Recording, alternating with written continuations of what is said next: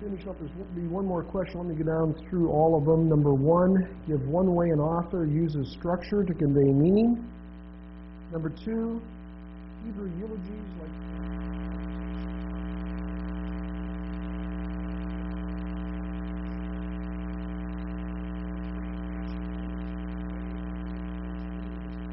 how, give two of them. Number four, for ancient Near Eastern authors, the position of prominence in an account was usually where? Number five, however, in ancient Near Eastern symmetric accounts or style, where is the normal position of prominence? Number six, give one way ancient Near Eastern symmetric style employs focus on its main unit. And last but not least, number seven, state two benefits or values of determining structural analysis. State two benefits or values of identifying structural analysis in an account.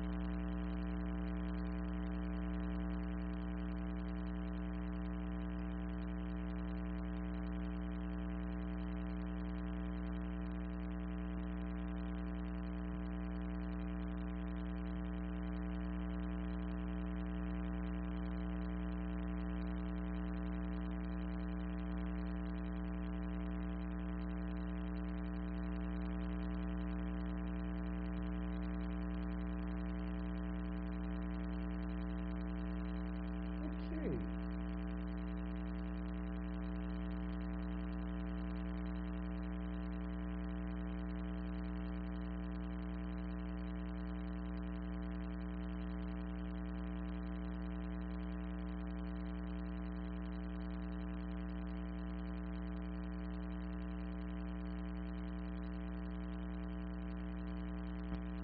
Who can answer number one? Give one way an author uses structure to convey meaning, page 36.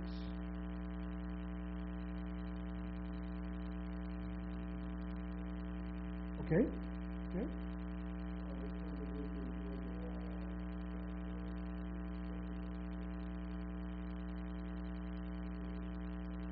Okay. Any others?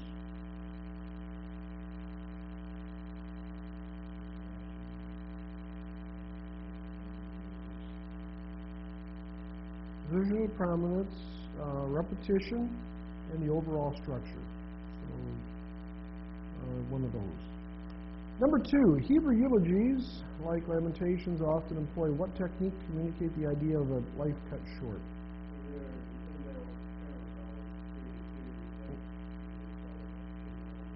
Okay. QINAH pattern, which has the idea of dying or lament, but it's the unbalance, the missing part, that idea. Number three, matching units to convey or reinforce meaning is accomplished how? Pages 38 and 39, several of them.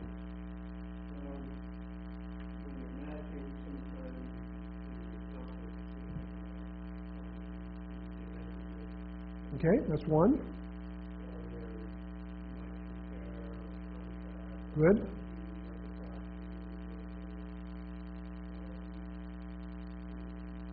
Good. So 8 of them there, we need a couple. Number 4. For ancient Near Eastern authors, the position of prominence in the account was usually where? Final unit, the end, page 40. However, in the ancient Near Eastern symmetric style, the position of prominence was normally the center. Good.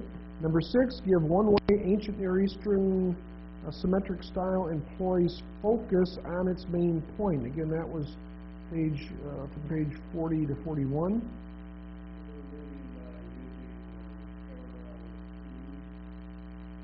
Could be. The turning point in the account, climax of the account, pause or interlude in the account, and so on.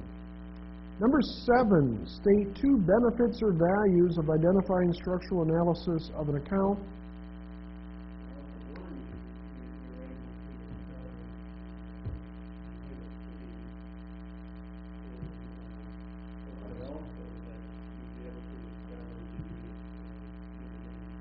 Okay, main point, theme, scene, the... Okay? Any others? Okay, here's how scoring goes. Number 1 is 10 points. Number 2 is 10 points. Number 3 is 20 points. Number 4 is 20 points. Number 5 is 10 points. Number 6 is 10. Number 7 is 20. So score your own. Positive score circled up top. Name, photo them long ways. Again, number 1 is 10. Number 2 is 10. Number 3 is 20. Number 4 is 20 points. Number 5 is 10 points. Number 6 is 10. Number 7 is 20.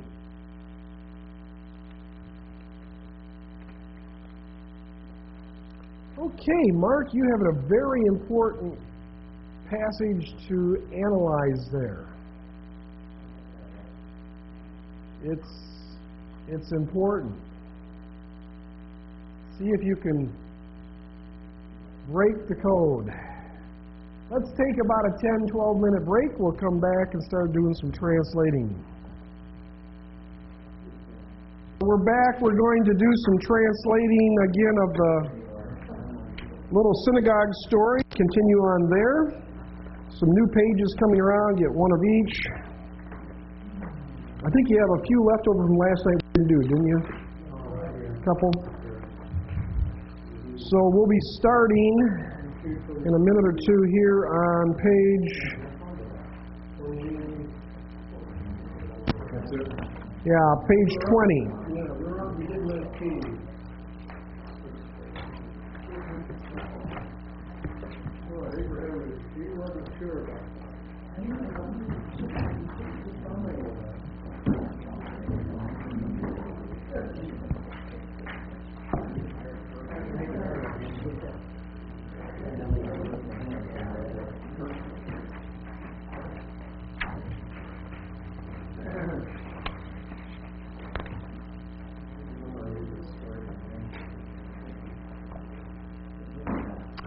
Okay, page 20, and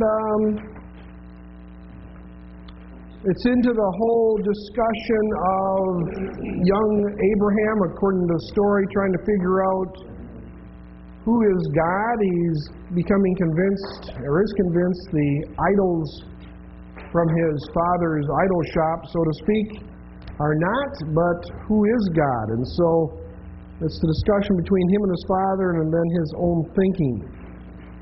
Page 20, Shomer HaPesalim.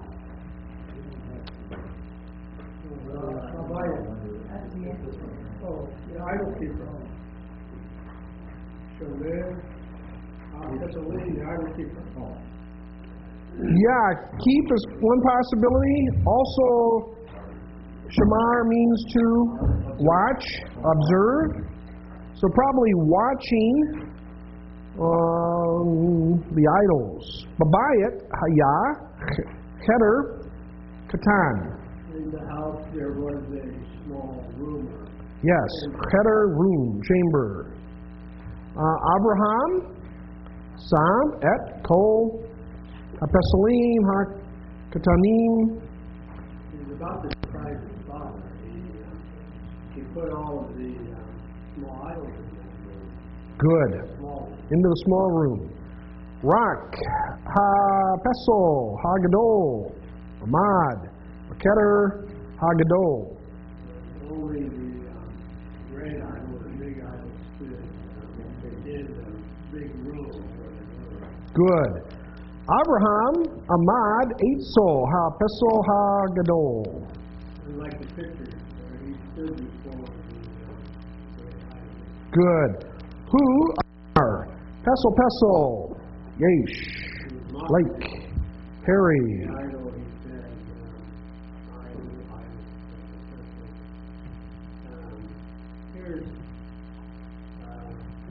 here's some fruit for you in your mouth. It's like that picture right there. Yeah, there is fruit to you in your mouth. We would say, here's some fruit for you in your mouth. Madua, Ain, Ata, Okel. Yeah. Hapeso lo akol. And the idol doesn't eat. Good. Abraham. Tzakak. Ba amar. Peso. Yesh. Liak. Hari. Apay. Laughed. Whose name do we get from this? Yeah, Yitzhak. Abraham laughed and said, idol. There's food for you in your mouth. This is the conjunction, contrastive. Avo. Contrast. But you don't eat. Yeah, you do not eat. Ata Eben. You are stoned. You are stoned. Ein Ata Elohim. You are not God. Page 22.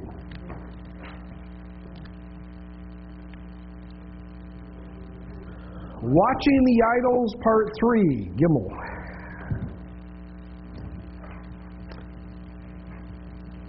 Ba'erev ba terah. Yeah, in the evening, terror came. Who? Ra'ah, Rak, Peso, Chad. She's only one idol. Hapesolim,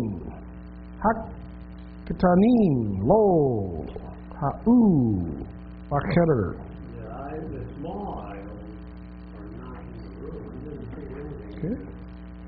Who Amar El Abraham?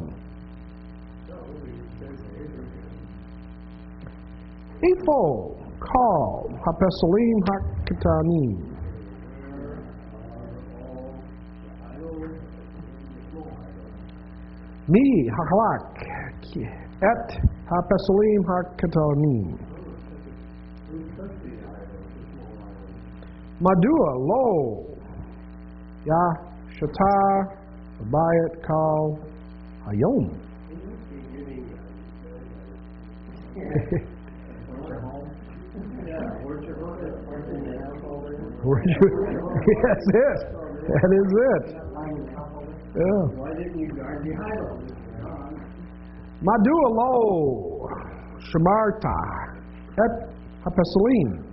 Why didn't you guard the idols? Abrahamana, Yeshavti, Babayat. I sat in the house and watched the idols. Yeah, I sat in the house and I watched the idols. Page 23. We need a reader. 23, the first line. Who would take that?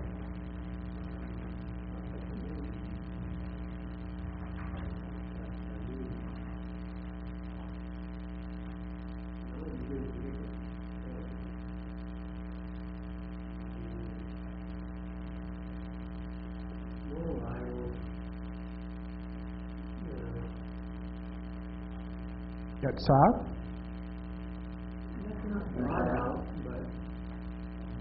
This is the key term.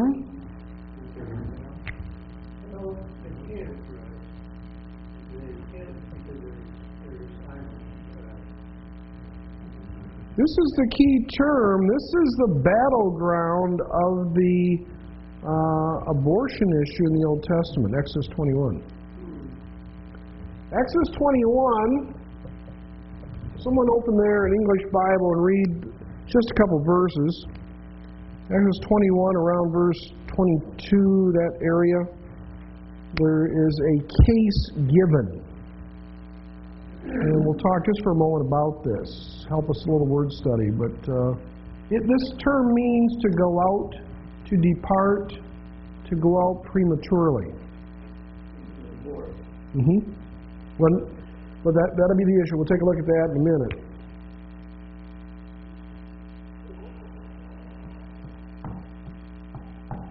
Can I read it? Sure. Verses starting at 22. If men struggle with each other and strike a woman with child, so that she gives birth prematurely, yet there is no injury, she shall surely be fined.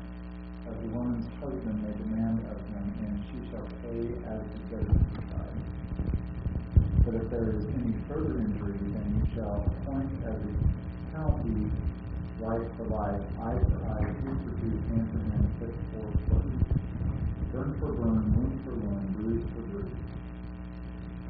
A man strikes the eye of his male or female slave and destroys it, he shall let him go free on account of God. Okay. Some will say the Old Testament has nothing to say about abortion. Others will say it does have something to say about abortion.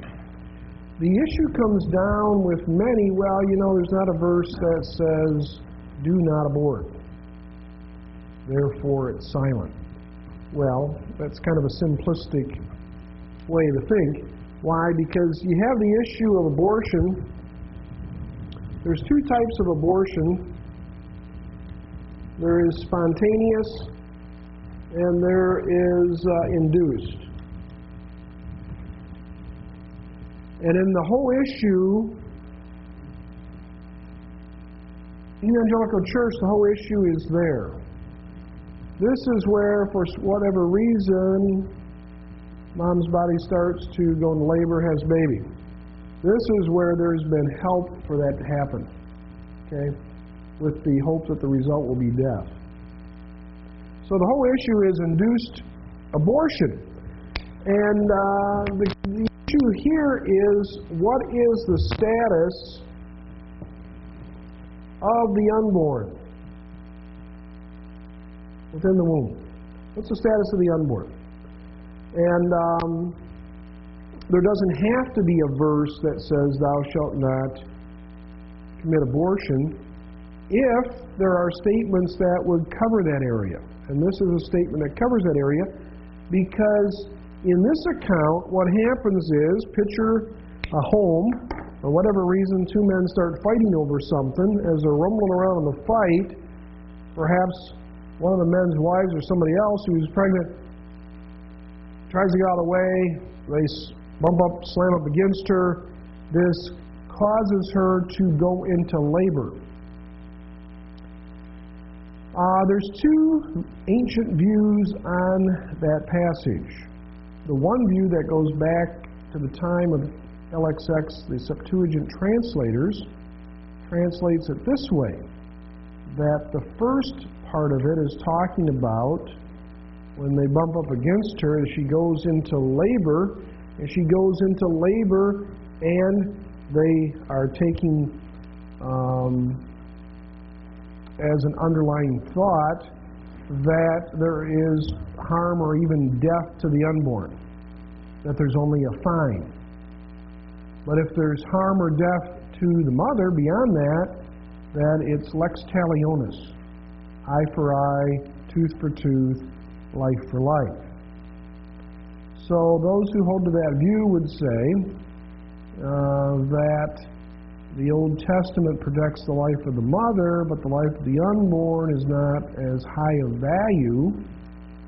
A fine versus eye for eye, death for or life for life. Therefore, the status of the unborn is not the status of a person who is born. So that's how they use the passage. Second view, second interpretation is the neither-either view. That the first part of the statement is saying that happens.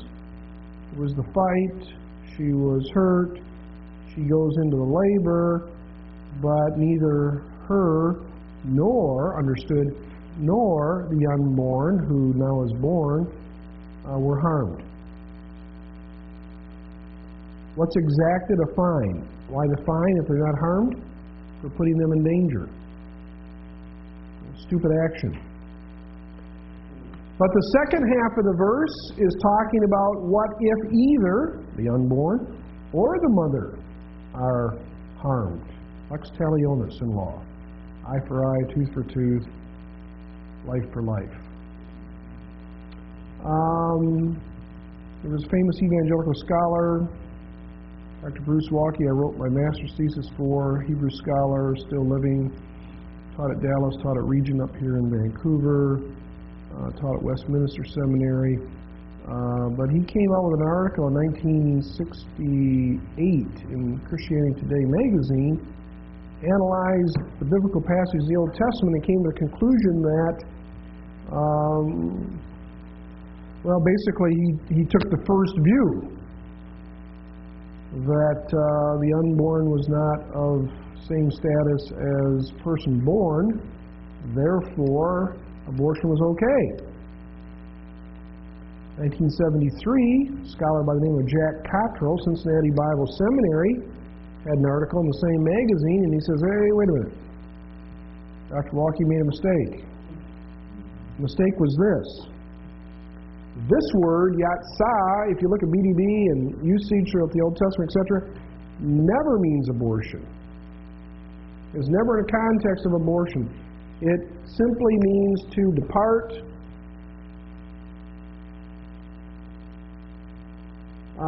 to go out,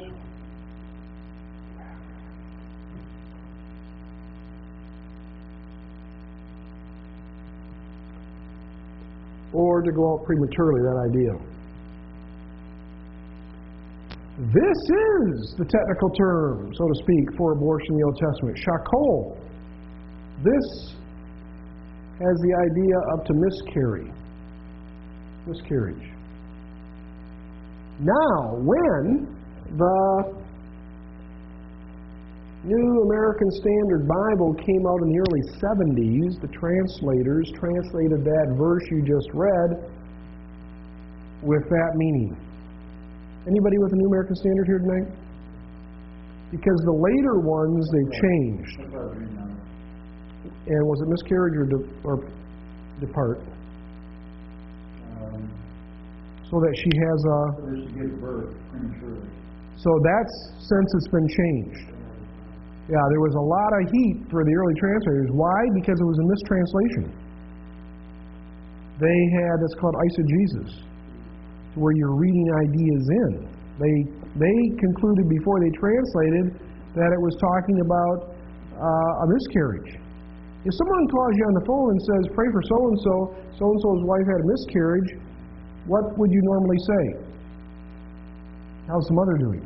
Why? Because, at least in American English, when you hear miscarriage, you hear death. But if somebody calls you and says, pray for so-and-so's wife, they had a premature birth, it's very normal to say, how's the baby doing? How's the mother doing? They put this in. This word never means this.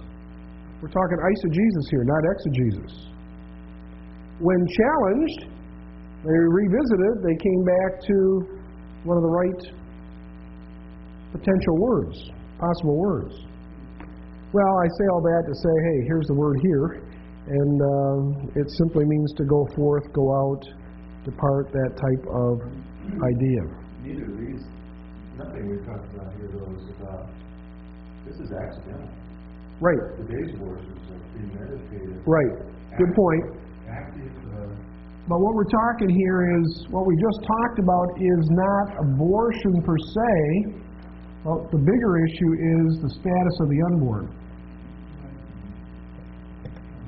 So if the status of the unborn is equal to the status of the mother, this definitely is wrong.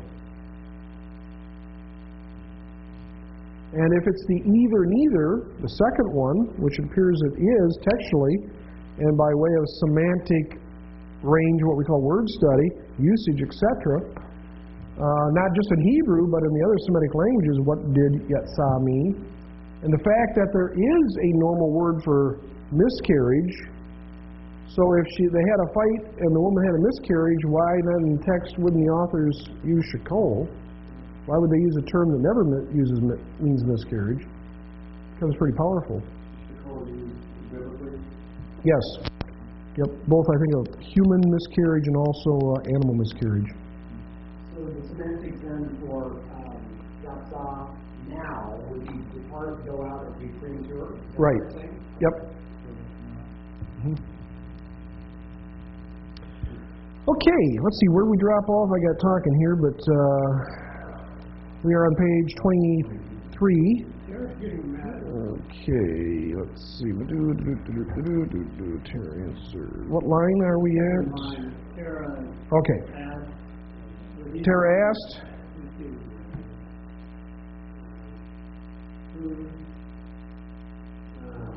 Brought out small idols to a small room. Yeah, what do we do with Madua Yatsu? Why bring out the small idols to the small room? Okay. Ana Abraham al Hashulkan Kaya Pari.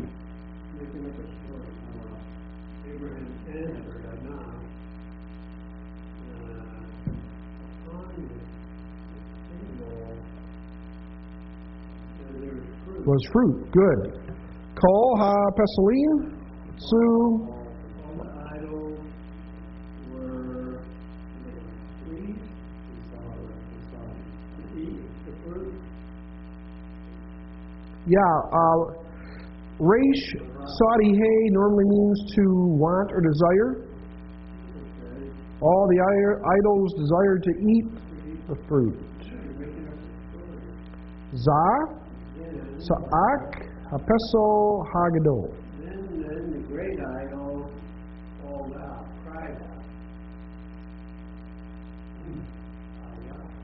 Ani Rotsa El Akol Et Ha-Pari.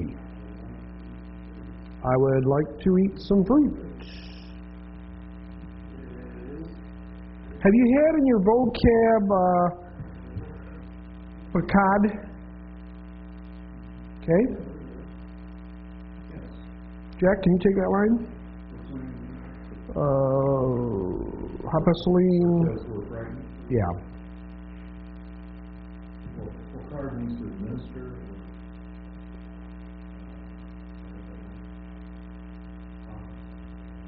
Should to be afraid.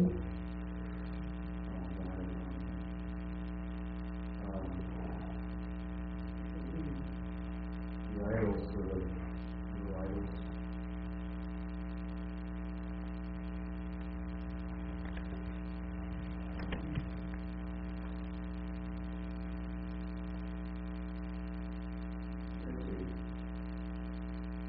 Simply, they were frightened. Next line. And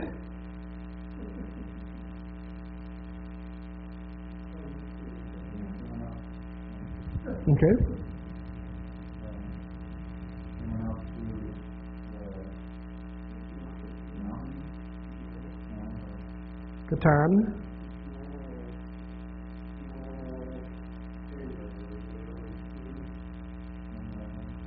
Yeah. Cheder. Oh, Yeah, and they went out to the small room, and behold,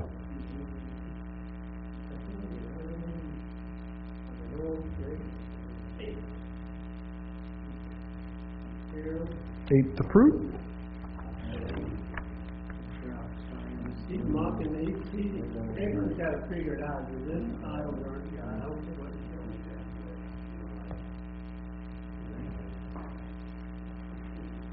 Oh, let's see here. Let's see. Carl. Greg. Greg. Can you do page 24? Forget about the title. We've had that now 4 times. Subtitle. The first line. Sarah,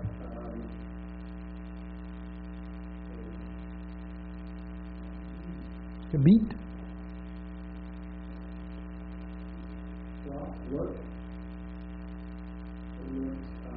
upon the idols, the great idols. Okay, look towards him. Kirk.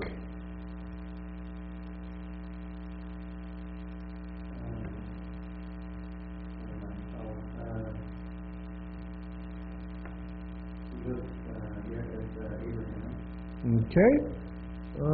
Peter.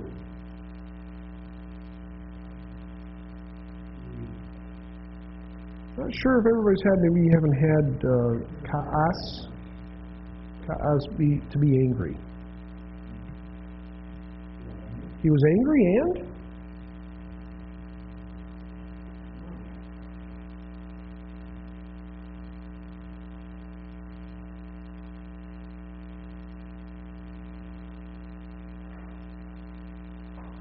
Ba'amar.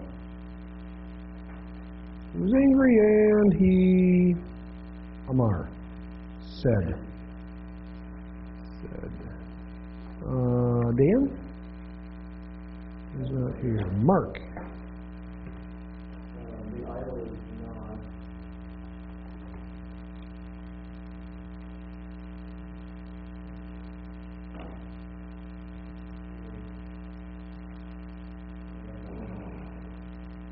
Zoik. Shout.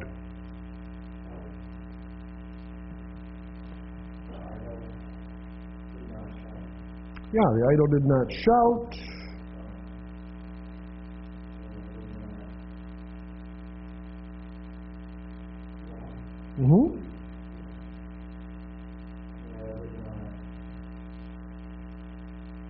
Eat. As a stone. Good. Good. Let's see here. Jack.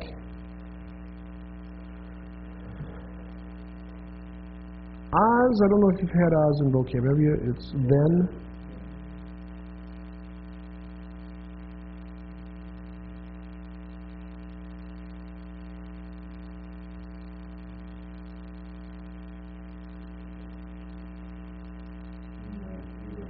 Then Abraham.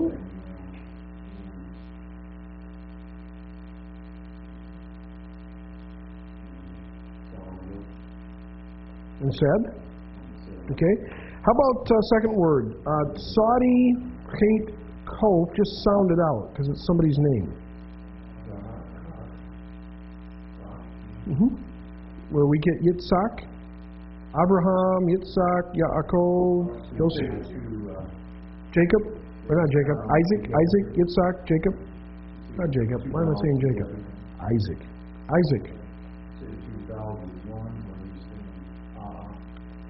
Which one now? Sa'ak. Yeah, Sa'ak. Where we get Yitzhak, which is Isaac. So then, Abraham laughed. Isaac's name, the idea from it is laughter. Then Abraham laughed and said, King Abba. Yes, Father. Abba, Father, New Testament. How do I do? Page 25. Let's see here. Stacy. Yes, Father, the idol, according to what Father said, the idol did not shout, the idol did not walk, the idol did not eat.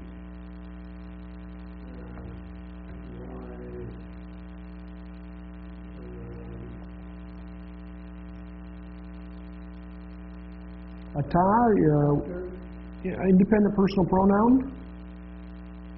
Ata. Why do you?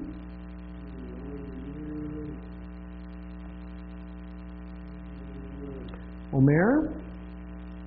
Why do you say? Why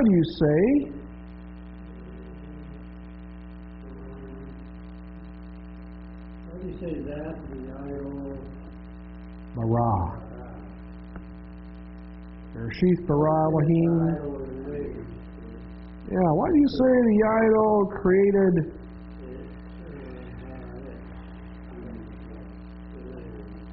heights? The tree. Yeah, why do you say the idol created the tree? Let's see here, Peter.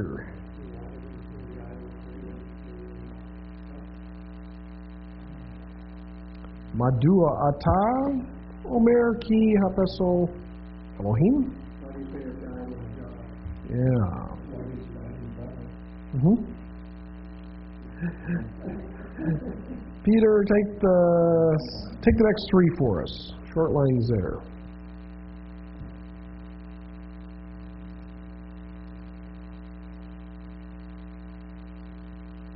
Terak, lo, ana.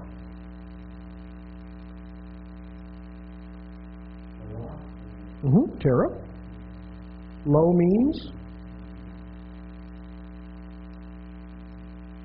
no or not. Good. Ana. It's the opposite of asking a question. Good. Terak did not answer. Next line. Who? Kashab. Who is? He. He. Kashav means to think. He thought. There's been these questions. Abraham or Terah didn't answer. Starts thinking.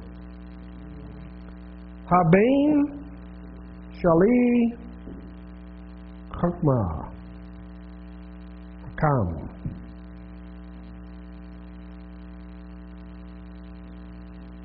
Take the hay off.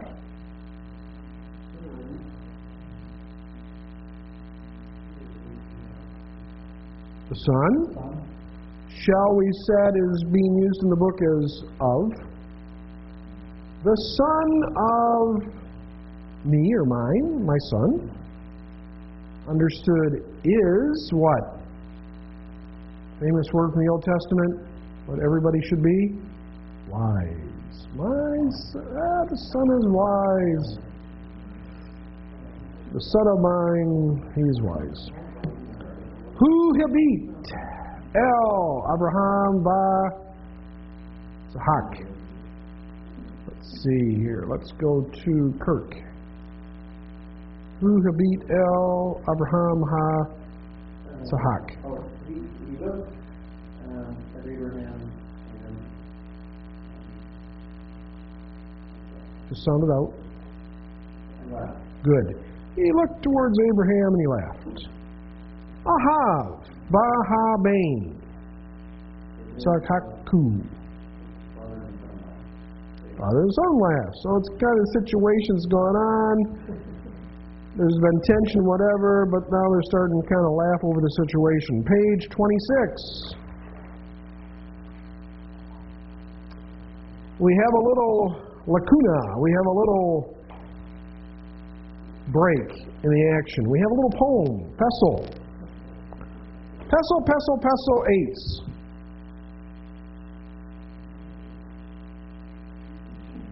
Idle of wood. Pestle ma, ata, capates.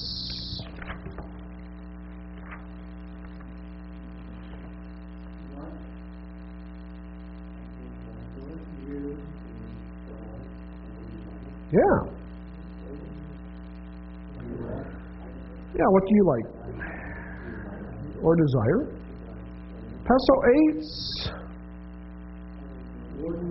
No capates.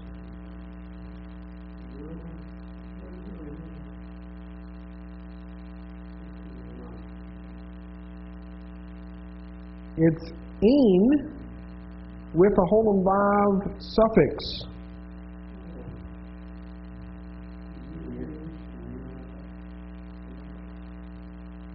Work with it, wrestle with it. Yeah, hey, wood idol.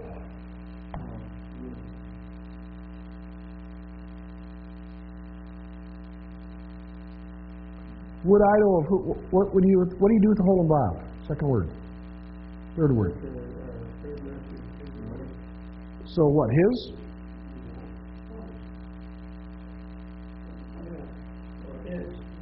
It's.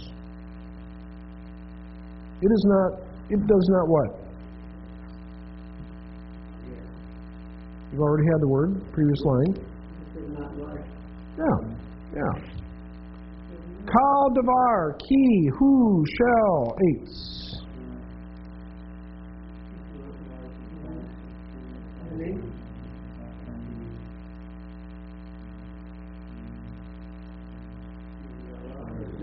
It doesn't like to see What do you do with kal davar? all words. Davar means what? Matter, Yeah, all things. because of that, he is of wood. Because of wood was there. Or, what's the other possibility of davar? Matter or thing. How about by way of the pronoun?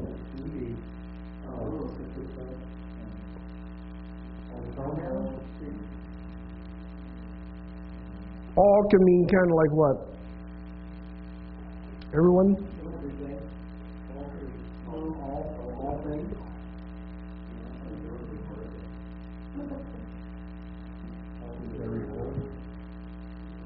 Hmm? Then what do we do with davar? Second half, that he is of wood. But what do we do with davar?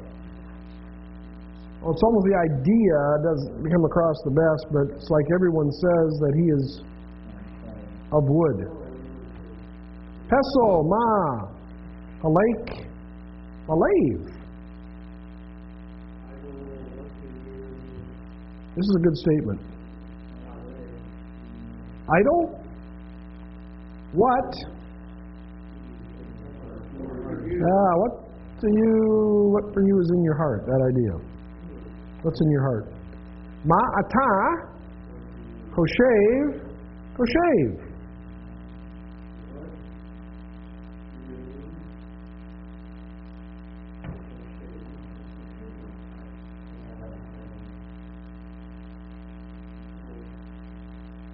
Idol.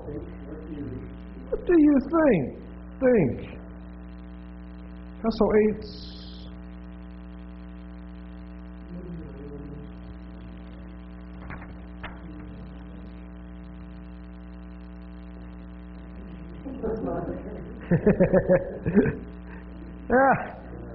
Idle wood doesn't think.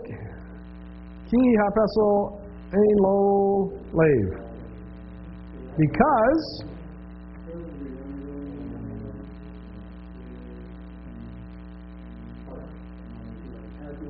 has no heart. Last 2 pages, here we go. Don't worry about the subtitle. I need someone, let's have a number take a line each.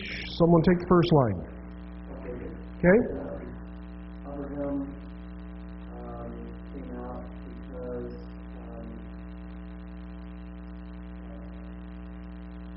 was the idol God. Close. Go back to the second word, yada. Oh, you don't know. Okay, Abraham knew. Abraham knew because he was the idol God. Okay, probably Abraham knew that the idol was not God. Good. Who would take the second line and a half? Starts out with a contrastive conjunction. He did not know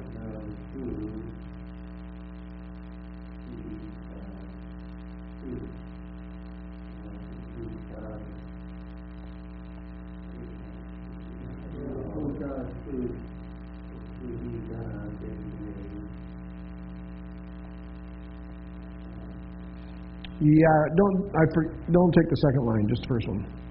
Don't take the third line, just a second. But he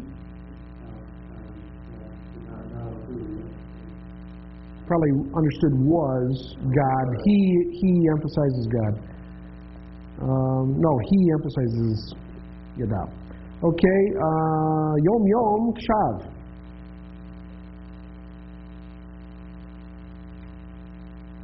Anyone? Everyday thought. Epo Elohim. Where's God? Madua ein ani rotza et Elohim.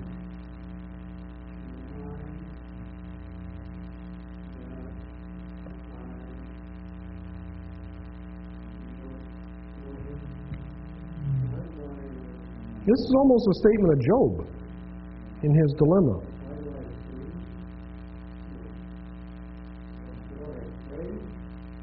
Ra'ah. Ra'ah is the root. Resh, Aleph, Hey.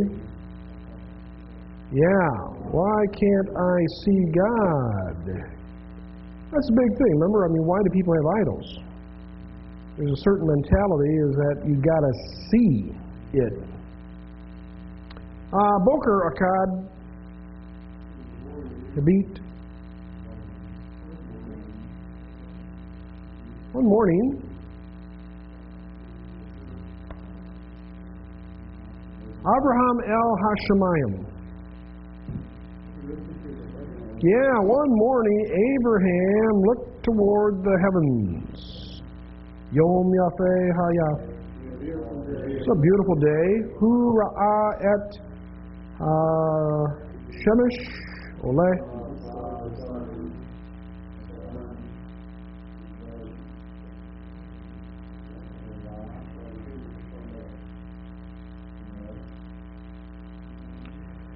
Remember we did the 3 points of the compass, or the 4 points of the compass? East was Kedem. There's another word for east in Hebrew. Mizrach. Mizrach. You have a famous bank in Israel called the Mizrahi Bank, and the Bank of the East. Mizrach. So he saw the sun rise, go up in the east. What's the root for rise? Or is that it? Allah.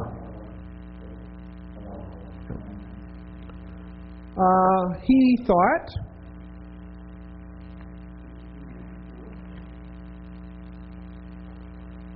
Shemesh, Hashemayim, Nothain, or.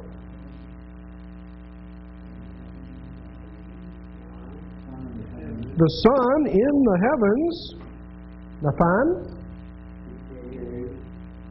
gives or light.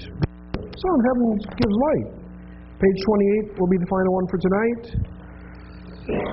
Hashemesh Elohim. The sun is God. Leila Ba. Night came. Abraham Habit Yod Pa'as El Hashemayim. Lifted his face to the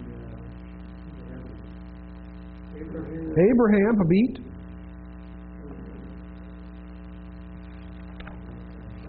looked, Ode, could be more, Ode. Abraham looked more, Pa'am. Pa'am means to progress, to act, or move. Pa'am.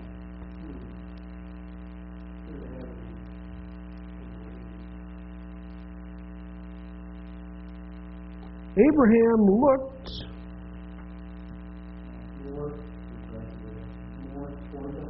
more towards heavens, kind of, it's the idea of really taking note of. Hu, lo, ra'ah, et hashemesh.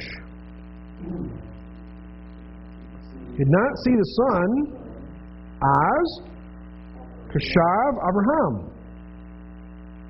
As again is then Abraham thought, Ein ha-shemesh, v'hashemayim ba'leila. Yeah, the sun is not in the heavens at night. Last line, Ein ha-shemesh Elohim. The sun is, now we're going to go through a process of elimination. It's not the sun, it's not the moon, it's not the idols. Can you go through third line down again? Sure. Towards the... Yeah, so Abraham looked. He's going to end up looking towards the heavens. What do we do with Od Pa'am? I got a little more. Can mean more. Pa'am means what? Progressively to act. So ode is an adjective of that then? Ode is more? An adverb.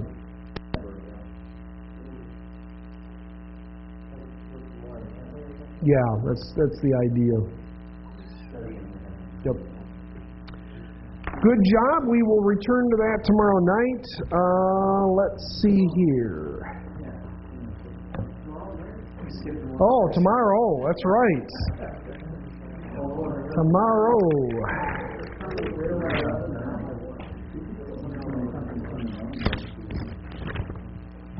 Okay, let's take a look at Judges chapter 2. No, just before that, 2 minutes, 5 minutes, something like that. Tomorrow I heard 9, and we'll be done by 3. We have third article coming around, 1 page of each.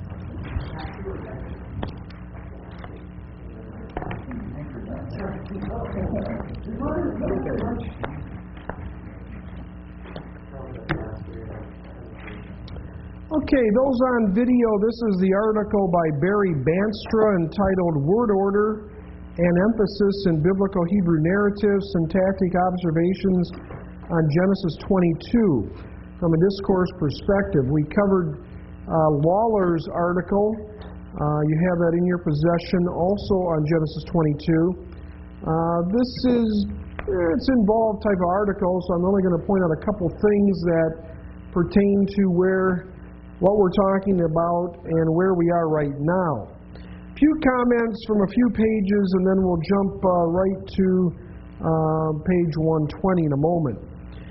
Page 109, what motivates a writer of biblical Hebrew at one time to order his clause with subject preceding the predicate, as in Genesis 22:1?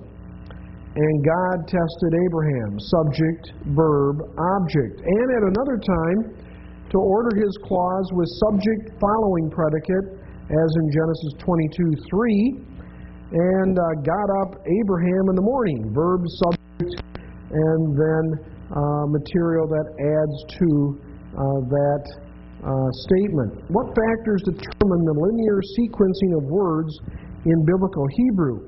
Word order, when it is treated at all in grammars of biblical Hebrew, is viewed primarily as a matter of authorial style. This is the case especially when it comes to biblical Hebrew poetry, except for certain situations which demand an obligatory order of the core constituents. Word order is considered to be a subject of free variation. Page 110. Middle of the page, subtitle Previous Word Order Studies in Biblical Hebrew. Word order in Biblical Hebrew has been the subject of only a very few extended studies. He then gives the different theories. You can read through those. Albrecht, his view, and the others through, let's say, the past 100 years of research. But the view is normally verb, subject, object, or subject, verb, object, some type of combination like that. But the question is, how do you really determine? Page 112, the notion of emphasis, middle of the page. Emphasis has tended to become the great explanation of syntactic irregularities in many commentaries and grammatical studies. Examples could be multiplied, and the following is cited not only because it is particularly errant, but because it is wholly typical in its resort to a notion of emphasis. J. McDonald, in an article on the disjunctive characteristics of Israelite spoken Hebrew, does a commendable job in detailing the peculiar features of direct discourse in 1 Samuel. He examines inverted word order and the use of independent personal pronoun with a finite verb and the infinite, absolute, and other features. His amassing of data is impressive, but his explanation for the presence of many of the features, especially inverted word order, is simply emphasis without specifying what is meant. If some particle, word, or construction is difficult to explain, the notion of emphasis is invoked and the problem is considered solved. The presence of emphasis is somehow assumed to be transparent. It is true that we all intuitively know what emphasis is, but I suspect the emphasis we know or imagine we know is the emphasis realized in the performance of a discourse affected by stress or intonation in our voice. Such emphasis is not a feature of text as such. Somehow our perception of presumed emphasis in the text is skewed by an imagined oral performance of the text, how it could be creatively and expressively read. This imagined emphasis lends credibility to a resort to emphasis as an explanation of textual feature, because we can sense how it could be emphatically rendered in an oral presentation. Dropping down midway by these remarks, the suggestion is not being made that there is no such thing as emphasis in biblical Hebrew discourse. Rather, what is claimed is that we need to be more refined and linguistically grounded approach in order to give definition to what easily remains just a psychological notion. Information structure, next division. Every text has a mixture of already known information and new information. Page 114. Second line down, this already known information has been called old or given information, is frequently referred to as topic. Dropping down, next paragraph, new information, or the comment, on the other hand, does not have to be totally unknown to come out of the blue. Some have suggested that it is perhaps better to refer to it as information that has not been activated in this particular communicative situation, whereas given information is information that has recently been activated. It is the new information which is commutative value that we are talking about. So it's going from the known information to the unknown. And here he comes up with what he will refer to as fronting of information. Take a look at page, he gives some examples we don't need to look at right now. Over to page 120. Topicalization, transformations in biblical Hebrew.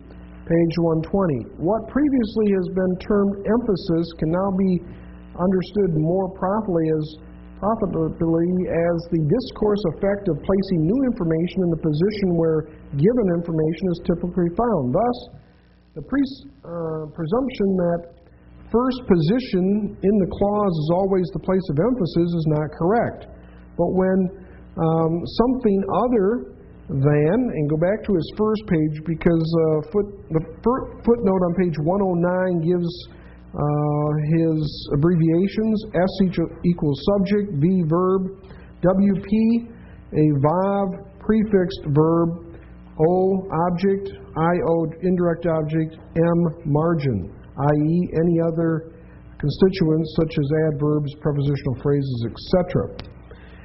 Perhaps a better term to apply to this fronting transformation is topicalization, which is the process whereby a writer brings into prominence new information and places it into the given information slot or the topic position.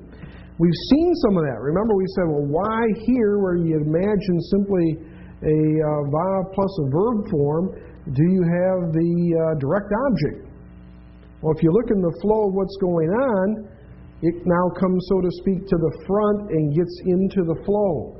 And up to the front, place of expectation, what's going on in the next statement, into the flow. It's that kind of an idea. On your own, you can read through, and some you'll understand better than others, but take a look at the biblical example.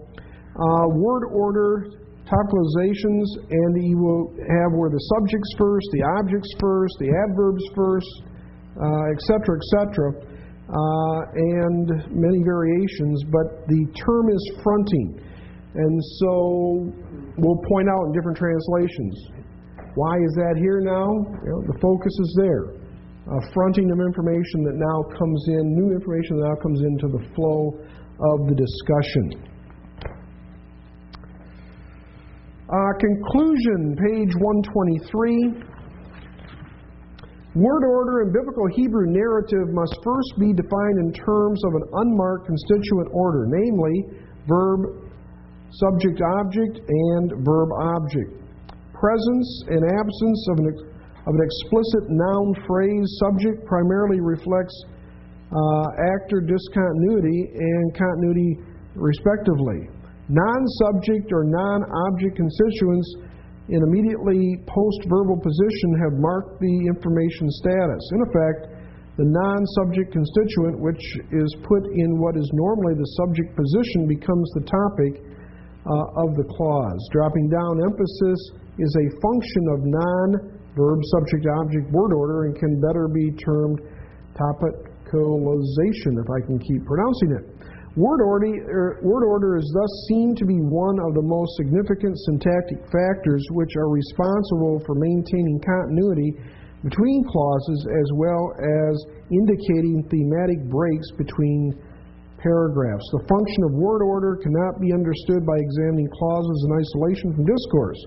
Rather, an examination of discourse reveals the function of word order. Couple emphasis of it. A lot of heavy stuff here, but the key thing is they had ways of bringing new information in. It was normally at the beginning of a clause. It would look different to you because it's not the norm.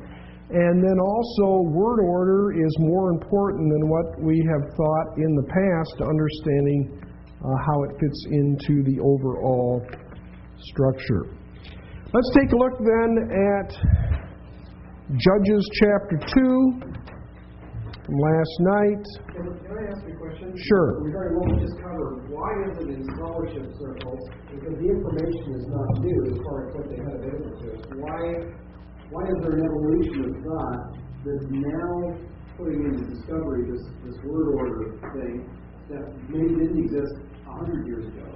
Well, it's the same thing again. It's like worldwide, Wycliffe Bible translators, more and more they get more sophisticated with analysis and cross-checks to see if the analysis is right. It used to be you'd send normally a family, a couple translators into a tribe. They'd spend 10, 20 years there, break the language down, come up with grammars, dictionaries, teach the people their own language, normal subjects, and also translate the New Testament. But then they started finding out that a lot of languages have similar features, and cross-checking, you can start to find these features, and you start to find these features, and sure enough, what's over there is over here. You can add, you can speed up the breaking down of that language, and with computers and all that's going on these days. It's absolutely amazing, what is happening from the time someone goes in to the time actually you have, let's say, books of the New Testament prepared and done. But they simply understand how language happens, occurs, what the features are, and then you start broadening out. You start saying, well, what can you do with ancient languages? And what can you do with what are called dead languages? What's a dead language? where two people on planet Earth don't use it as their means of communication anymore. And so when a language gets down technically to one person that knows it, and there's only one, it's dead. They can't communicate with anybody. And they're saying now on planet Earth, a language goes out of existence every 2 weeks. Every 2 weeks, a language goes out of existence. That their guesstimates are now that there's something like over 7,000 known languages on planet Earth. And that it's amazing. A lot, I mean, you have hundreds of them that are kind of like in the flow where you have millions of people speaking them. But then you have some of these side tribal languages where you may only have a few thousand people. And then you may have these very isolated groups where it may be down to a few hundred or much less than that. And they just had an article, I think it was, I can't remember if it was National Geographic, doesn't sound right, but I read this past year, and it showed this, I know it was a Eskimo lady or an Indian lady in Anchorage, and she was the last known speaker of this tiny Indian group language, and when she dies, I mean, it's gone as active speakers. But it's technically now what they call dead language because it's only one person who can't communicate in that language with anybody, and so on. But worldwide, Do you count dialects as different languages? I think they do in the count. So it'd be languages and dialects, but dialects to large enough to a point where you would need, so to speak, translators to help you understand it. If you were from another dialect, there would be words, but actually to have a real ongoing conversation that would break down that type of thing. So I think, getting back to the question, I think it's simply we understand language better and better, and as looking back, we start to see that people were a lot smarter than what we thought they were by way of communication. And that a lot of times they were, so to speak, doing the kinds of things we do today, but we kind of think, well, you know, we're 21st century and advanced and kind of the top of this language pile, and we find out simply we're doing a lot of things that you can do in any language by way of communication. Have you ever estimated, or maybe there's a chart or something, I know there's the language trees, how many languages started from Babel? Oh. How many, That's a good question. I mean, you would imagine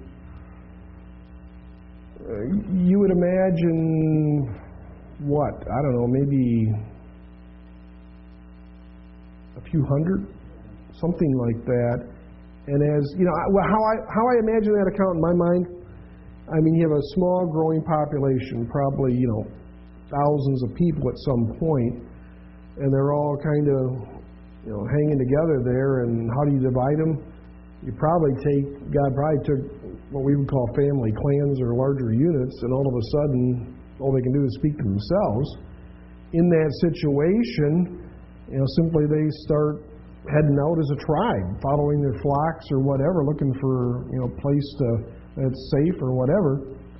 And you got all these tribes that just start going in different directions, and then they break off, and there's wars or whatever, or somebody dies, or groups die, or whatever. But think of that. The farthest point, it's a little bit off the subject for a minute. The farthest point from the Tower of Babel to where on planet Earth did people have to get?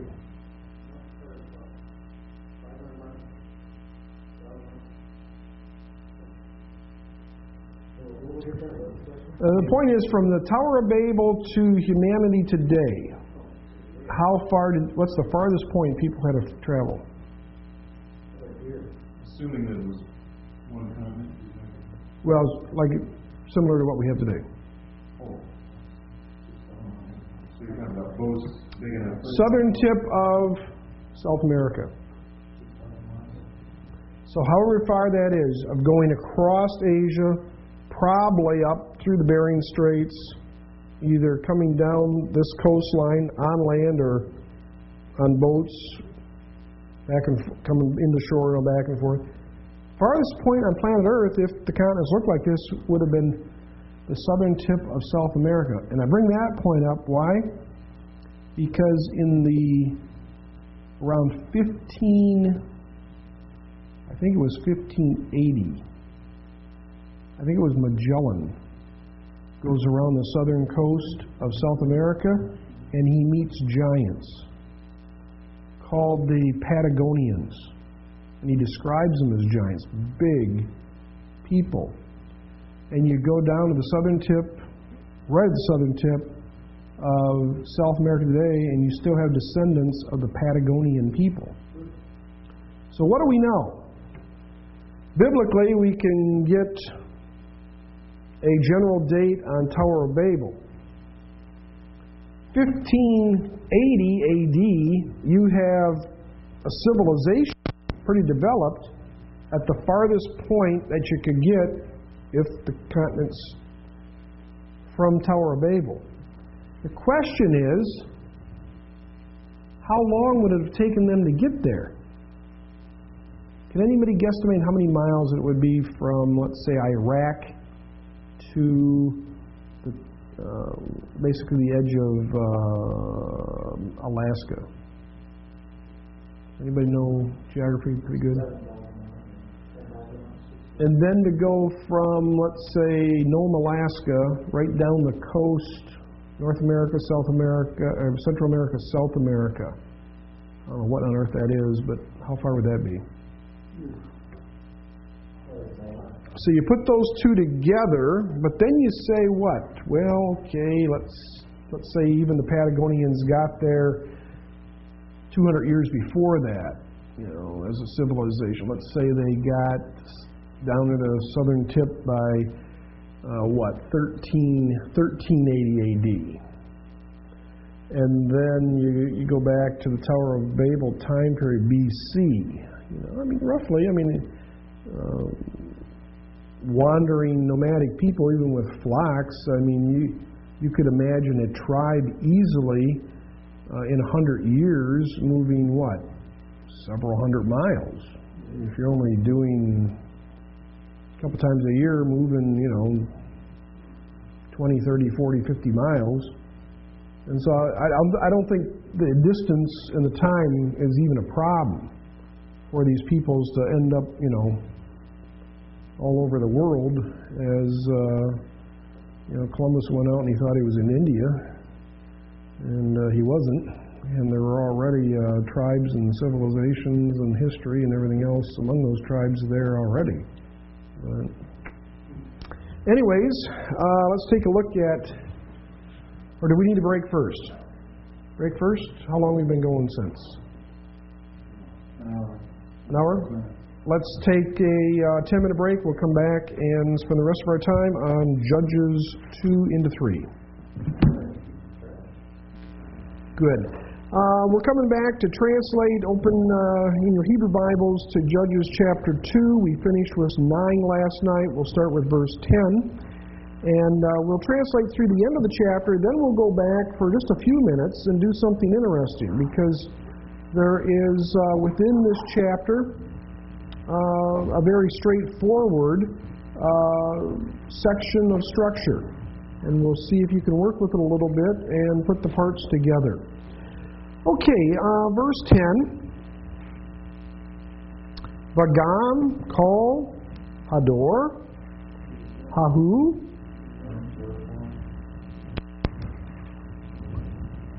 Gam is, and also all the, there's Dor, Ador, Dor, Bador. There's an expression in Psalm 90 by Moses. You have been our God basically from generation to generation. And here, Dor is generation. And also, all that generation did what? Saf, Aleph, Samik, final pay. Yeah. And the Nifel form was gathered. And also, all that generation was gathered to. Yeah, and they put here the Vav.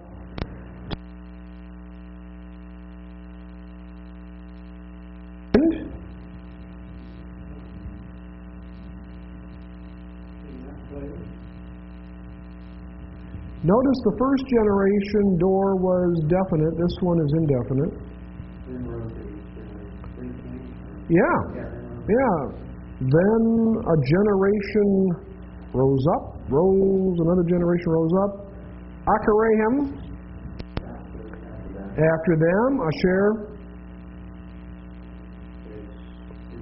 Probably who? Did not know Yahweh. Whoa, big problem. And also, not only did they not know him, but they didn't know about or didn't know the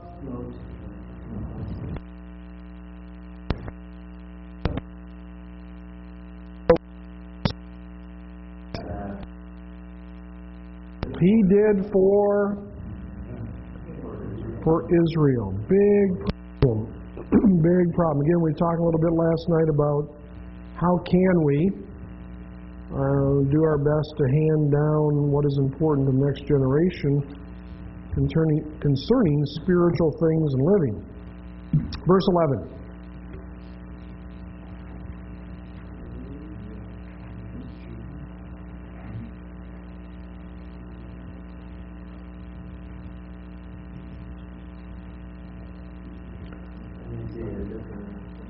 And the sons of Israel did, yes, hurrah, they did evil in the eyes of, and they served Habaalim. Yeah, in our English Bibles, the Baals. And they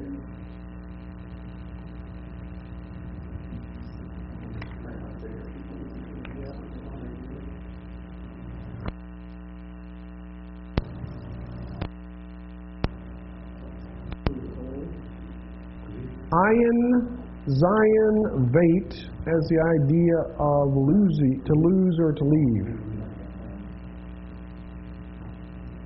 Basically, and they left Yahweh.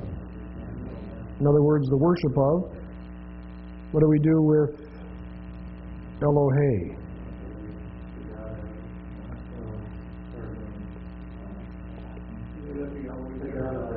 Good. Remember here we had in the short synagogue story the other night, how many? 3 fathers according to Jews. Okay? They left Yahweh, God of their fathers. Back to the word we just were working on up here on the board a little while ago, a form of Yatsah. Participle form, the one who brought them out.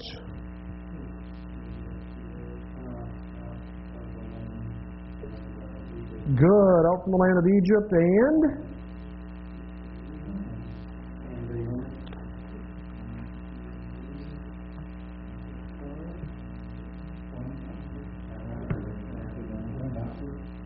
went after God's Akarim.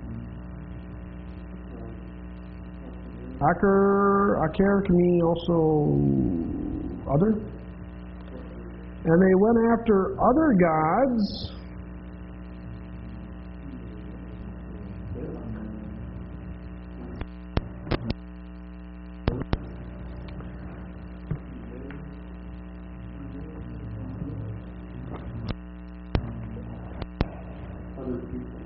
Yeah, they went after other gods. such as the idea understood, gods of the other peoples, asher, who were, did you have sonic bait? Yeah, who were around them. So their name, and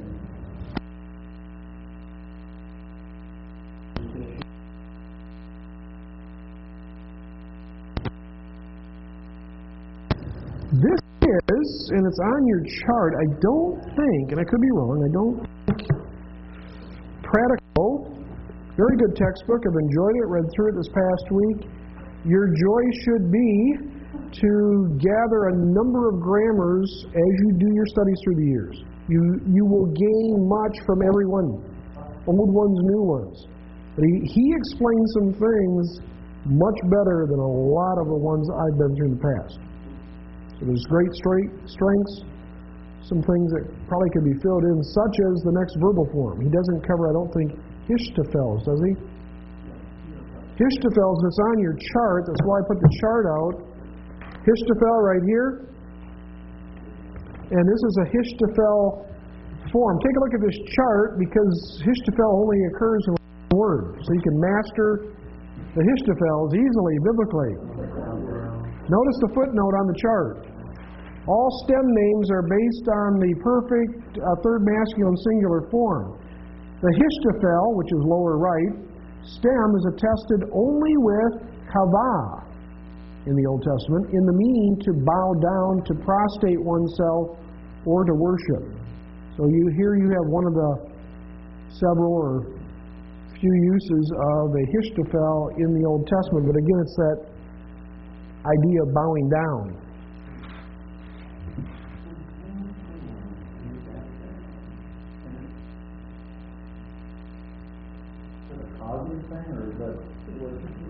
Yeah, on your chart, so it's causative reflexive.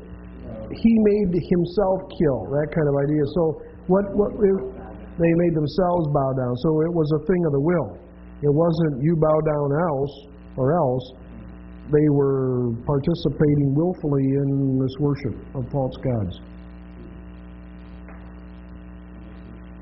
12s bowed themselves down to them. And here we had this in the short story, Ka'as tonight.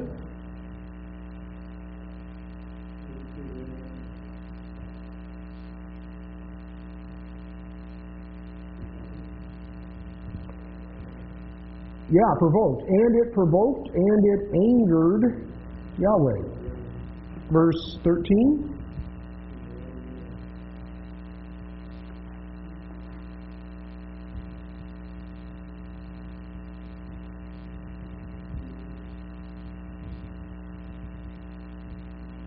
We just had this term a few minutes ago, Ayin Zion Vait. Yeah. Yep. And? Yep. Now a new term. Yeah. Vala Ashtarot. Plural, feminine, Asherah. Trivia question. Bible trivia question. How many prophets did Elijah take on Mount Carmel? Very close. I think you could be right. Everybody look, because what you always hear is Elijah against the 400 prophets of. But look at the passage. Everybody quickly look at. There's Baal and Asherah. And how many total were there? Take a look, someone for us. Where do we find it? 2 Kings? Somebody find out how many total prophets one man stood against that day.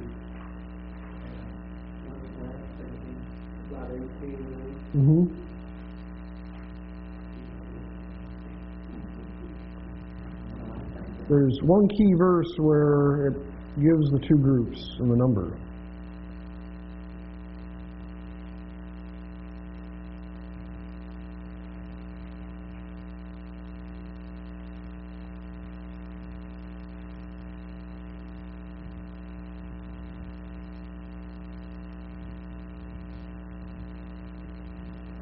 Verse 14.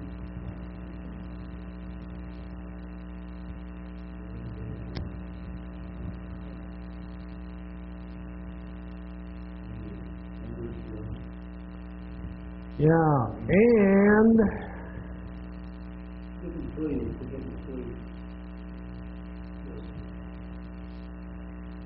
Af Yehovah. Af comes from where? The idea is blowing smoke out of your nose. It's our old expression, he was so mad he could see steam coming out of his ears. It's that kind of an idea. But what?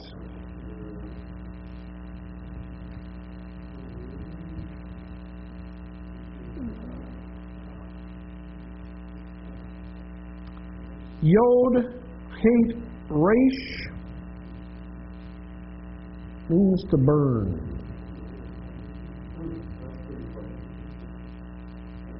From Hate, Resh, Hay. Hate, Resh, Hay. And verse 14. yeah, and the what?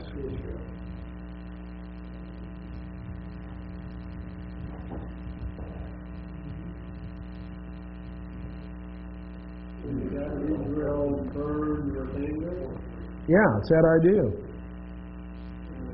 Yahweh burned with anger against Israel. And from the time Sari Mem is suffix meaning them. And he gave them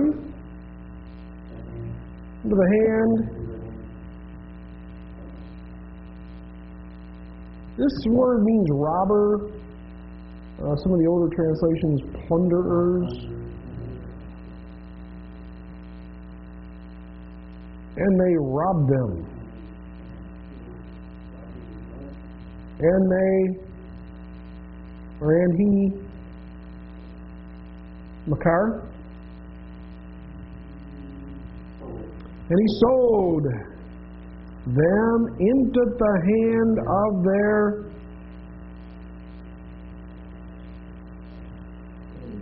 enemies, who live where? All around them. All around. And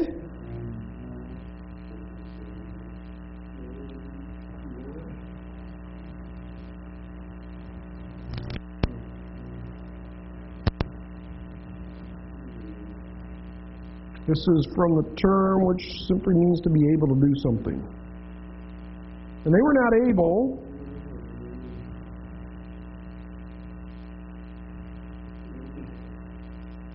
old can mean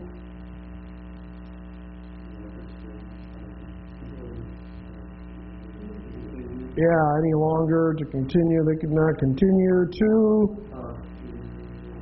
infinitive to stand before their enemies. Good. Verse 15.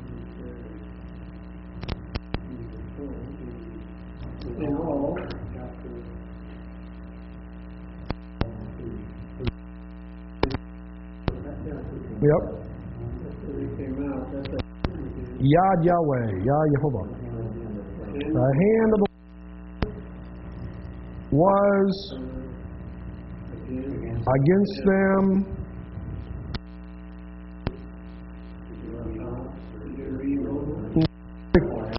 For evil, as Ka'asher,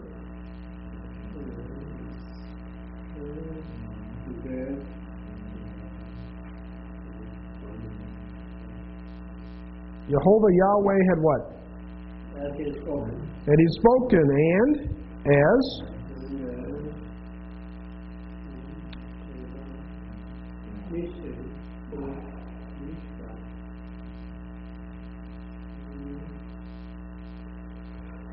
Nifel perfect from Sheen Veit Ayin.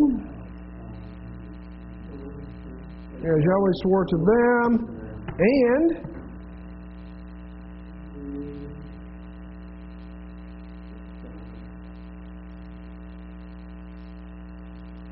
Saudi race. If you need to change tapes, let's go ahead and do that. Take a look at that